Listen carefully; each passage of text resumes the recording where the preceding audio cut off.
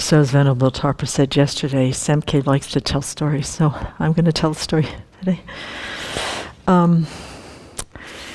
So as I work to continue on transforming my mind with this time, which I consider to be, the best way I can describe it, as a period of uncertainty in our country. I need things to help me to keep a wise and compassionate heart that really looks for the long term, the vast view that we've learned so much about in the Buddha Dharma. And at the same time, challenge a lot of my closed-mindedness and a lot of my biases. And so I wanted to share something that came for me 2 days ago. I was thinking about the BBCs over the next few weeks that I wanted to share, and there was this very, very powerful memory that came up about an experience that I had 3 years ago that I wanted to share with you. And that it has been hugely helpful for me to open up my heart and to think long term and to think vast. So I'm going to start my story with a very famous poem. Most of you will recognize some of the poem. Not like the brazen giant of Greek fame, with conquering limbs astride from land to land. Here at our sea-washed sunset gates shall stand a mighty woman with a torch, whose flame is the imprisoned lightning, and her name Mother of Exiles. From her beacon hand glows warm, wide welcome. Her mild eyes command the air-bridged harbor that twin cities frame. Keep ancient lands, you storied pomp, cries she with silent lips. Give me your tired, your poor, your huddled masses yearning to breathe free. The wretched refuse of your teeming shores. Send these, the homeless, tempest-tossed, to me. I lift my lamp beside the golden door. Emma Lazarus, November 2nd, 1883. This poem is called The Colossus by this wonderful American woman poet. And the last 5 lines are etched on the base of the Statue of Liberty. And so the story begins 3 years ago when myself and a few of the members of the community went to New York City to receive teachings from His Holiness the Dalai Lama. And while I was there, or before I was there, one of our dear friends, Tracy, said, well, while you're here, Venerable Semke, what is it you'd like to go see? Manhattan, New York City. And I said to her, Tracy, in my 58 years, I have never seen the Statue of Liberty. And so she said, let's go. And I have to tell you, when we pulled up in that little ferry boat up to that island, and I took a peek at her, and I was awestruck.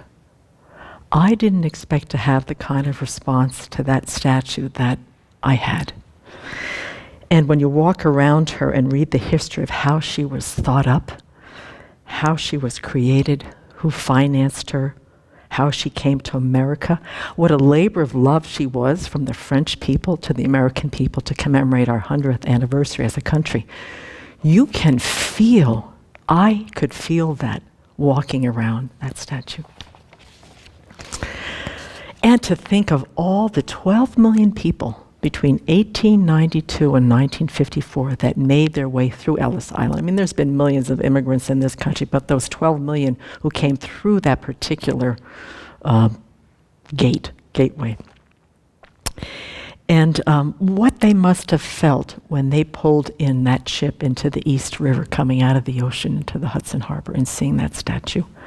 I can't imagine, because even as a child going up the highway into New York City, I used to always look for her out there off of the Verrazano Bridge. She's out in the middle of all this now industrial place, but she stands in the middle of this harbor. And as you go into the museum there and you see the old photographs and read the stories, you really get a sense of what America was offering to the world. This kind of hope, this sense of safety, this incredible home.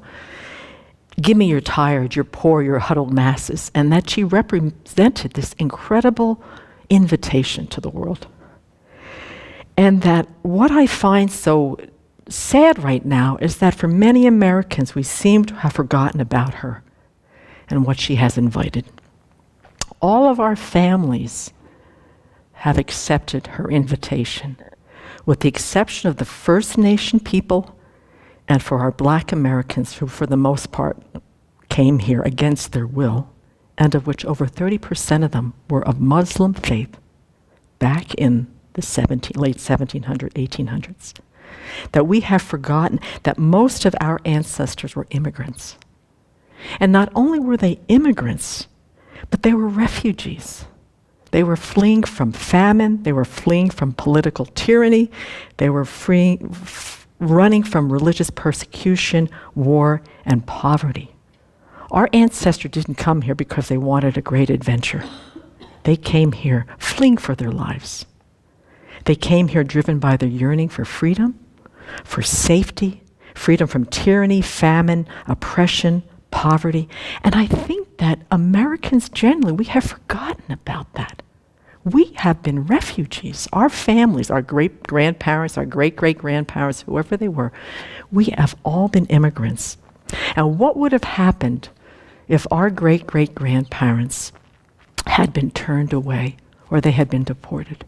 Where would we be? Would we even be here? And so the Statue of Liberty represents, for over the past 125 years, something very, very precious to the world. Inclusion, equanimity, opportunity, safety. And that she was built and designed with particular parts of her body, sort of like the way that we imagine our Buddhists, that their silks and their implements and their jewelry have symbolism on what they represent.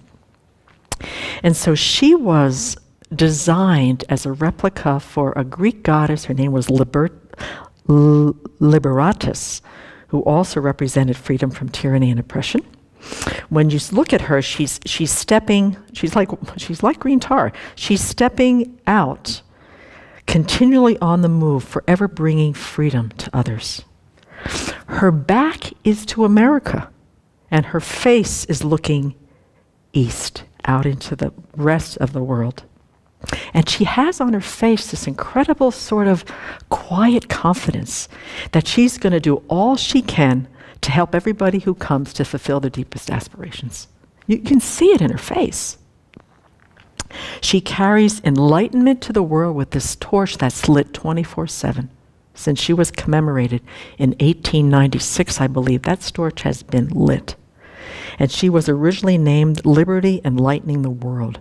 That fire in that torch symbolizes knowledge, brings the light of knowledge to people, and held high to light the way to a new life, evoking feelings of welcome and assistance, the sense of one coming from a location or attitude of darkness into the hope of a better place.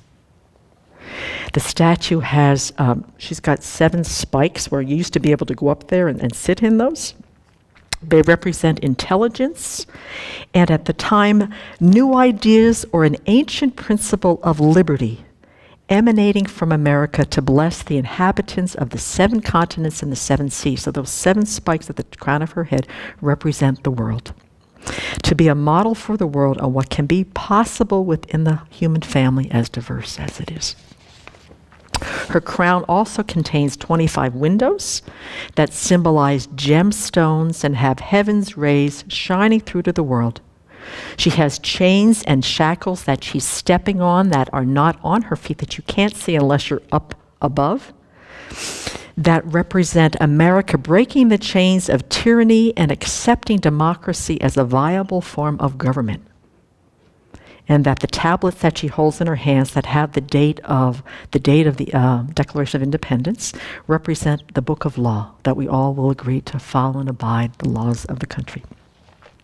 So while I stood there looking at her, I had definitely had this very strong, that's green Tara.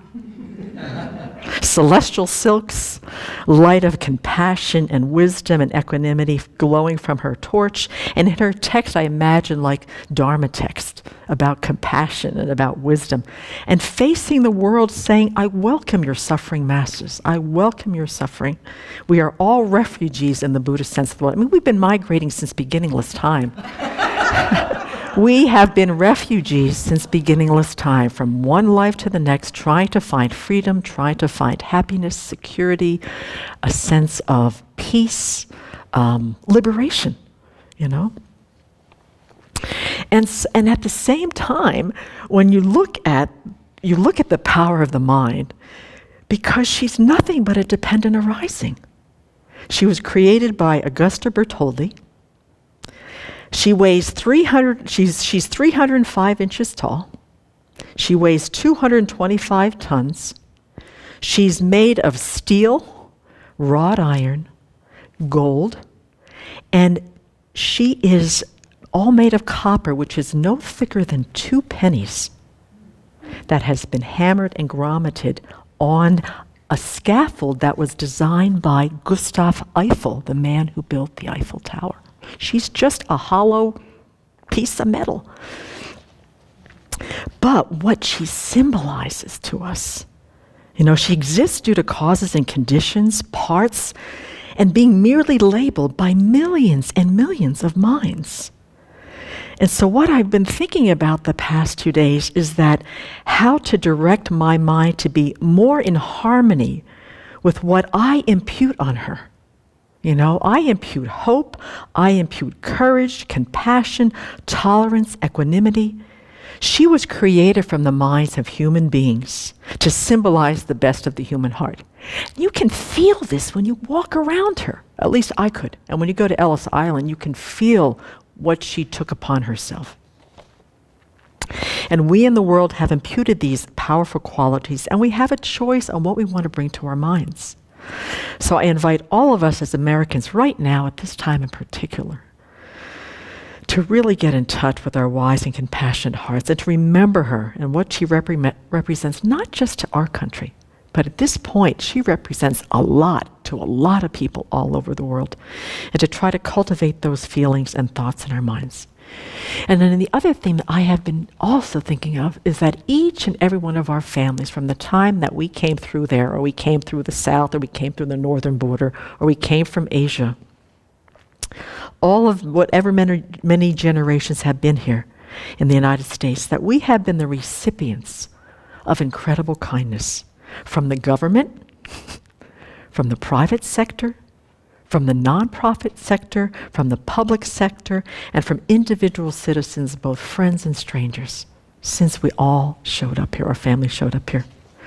And so following up with liberty, enlightening the world, to be able to commit to repaying that kindness to each other by serving each other individually and collectively. And that's what I get a sense on that day, and I could conjure up in my mind 2 days ago, is this incredible gratitude to commit to continue supporting all Americans then and now, even those, not just Americans who are legally Americans, but those who have a yearning to become Americans, to have the same level of kindness and care and opportunity that so many of us have been the recipients of. I mean, this is what goes around, comes around. And to do our best to work with the states of mind that are afraid of extending our hands and hearts. So I feel, she represents something so precious right now, and I think we've lost touch with her. And so I really extend that invitation to reconnect with her. And if you've never ever visited her, please do. I think she is green tar, an emanation of her in wrought iron, copper form. But I do believe that she represents the best in all of us, and we have to reconnect with her right now, especially during this time of uncertainty and confusion. Anyway, that's my story.